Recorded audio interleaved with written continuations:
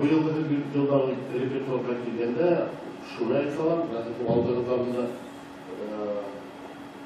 күндері, сағаттары тапса белгіленген, һәм дә бұл гастрольдә ниндәй спектакльләр буласагы күренеп тора. Беренче ак пароход белән Асылканы көтелгән гастрольләребездә, чөнки бұл безнең өчен ябай гына эш булмады. Дөресен әйткәндә, хатта ниндәй бер кыенлыктар булды бұл спектакльдә тудырганда. Чөнки режиссер телде бөтенләй белмәй диярлек, оның менталитет, оның тын алышы, оның булышы, театр сәнгатен аңлауы икенче. Ну, был страшный холод. Ну и как бы, в принципе, Нурик должен был умереть сразу же, как бы. Там по описанию один из мужчин в вагоне кричал, пьяный солдат какой-то: да ладно, типа, что им будет, они же не русские, он выживет, как бы. Но на самом деле вот он и выжил. Мама Рудольф Нуриев, казанская татарка, она, ну, как бы, без родителей выросла у родного брата в Казани. Она казанская татарка, а отец из-под Уфы, он башкир.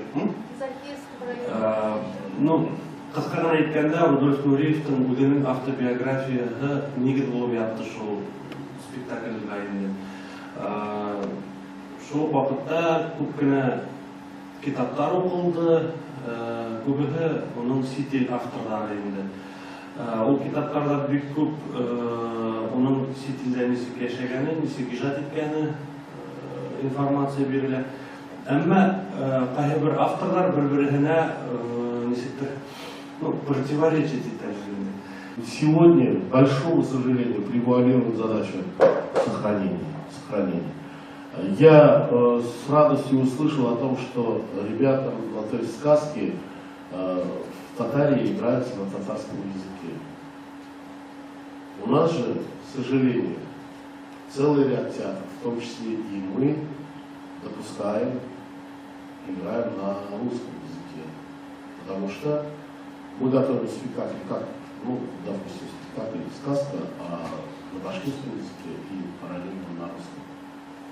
Играем на башкирском языке и, сыграв, наверное, ну, от силы, может быть, 10-12 спектаклей, мы исчерпываем тех детей, которые понимают язык. Приходится переходить на русский язык. Всех обеспечивать наушниками тоже невозможно. Дети очень такой непосредственный народ, который раздашь 120 наушников, получишь обратно лишь 50. Они любят крутить и все такое прочее. Вот.